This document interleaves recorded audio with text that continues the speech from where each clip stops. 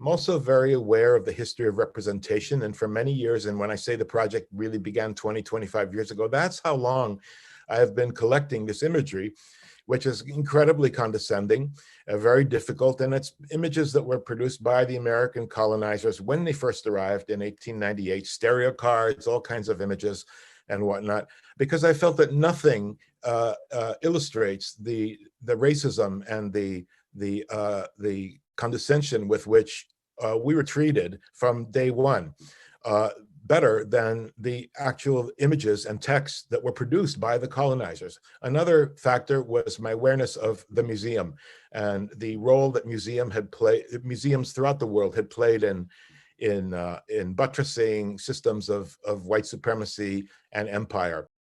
I would just like to add, on a more positive note, that for me, the Caribbean is, I would put it in I would make a very bold claim. It's right now, it's the center of the universe.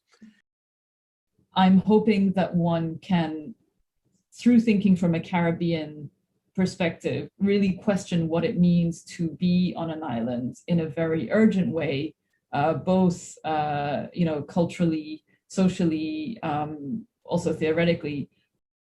So the stories of resistance of the Caribbean and its diaspora, they exist right in front of us, and they're being told on their own terms, right?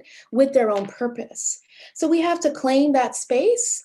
And as Erica Moya James so eloquently expressed at the last Caribbean Cultural Fund convening, we have to mobilize and support the knowledge, the artwork, and the scholarship. It's there, which needs mobilization and support.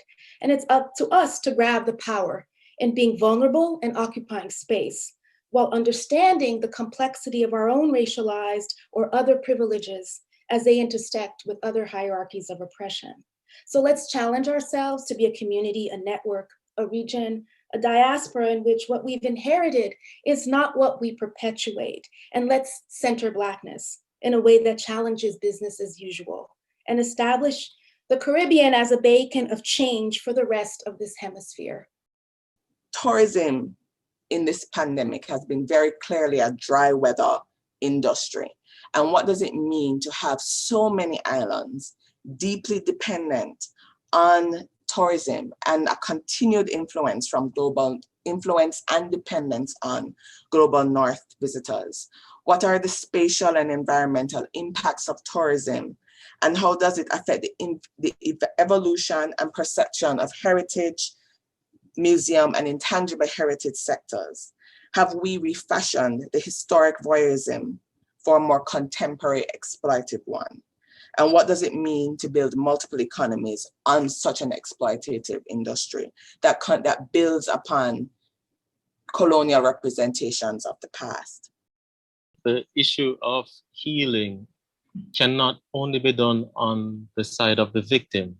I think one of the things that the idea of dealing with trauma and dealing with these issues is that we ask the other party not to participate. And in the sense that, what I mean is, how does white Jamaicans, for instance, deal with their own legacy in the plantocracy, and how do they navigate those very same traumas that whether it be the generations that follow and the fallout from that collision. And so if we have a one-sided argument about healing, we're actually not dealing with the sum total of the problem. Mm-hmm. One of the interesting things about trauma is that at some point it has to be dealt with, right? Because if we somehow move on and pretend as if the sort of the new wave Afrofuturism that sort of has taken root in contemporary art is the way forward, we are somehow creating a situation where we are robbing ourselves of a true kind of healing, a more substantial kind of healing. And if we don't take into consideration the importance of that kind of healing, I think we're going to find ourselves right back where we started.